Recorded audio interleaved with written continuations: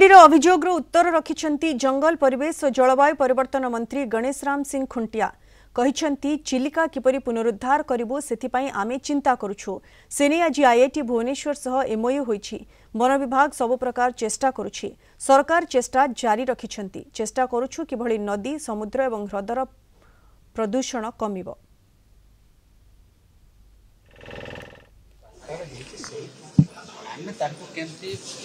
Eigen ताकू केमती restoration करिवा केमती पुनरुद्धार करिवा।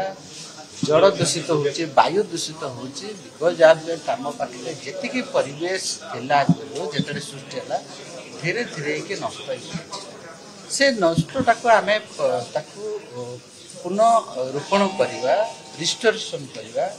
विभिन्न प्रकार टेक्नोलोजी माध्यम आमे एथिरे आपनकर समुद्र तले 10 मीटर तले जहाँ जहाँ सब स्पेसीज थिला जो सब चिंगुड़ी दल था विभिन्न घास सब नष्ट होता ताको केमती पुनरुद्धार करें इकोलोजिकली केमती बालांस हो को एक्जिस्टिंग जो व्यवस्था अच्छी सेटा जदि आम ठीक बाट को बालांस को आणुचे निश्चित भाव में जड़ तार निर्मल हम स्वच्छ हम।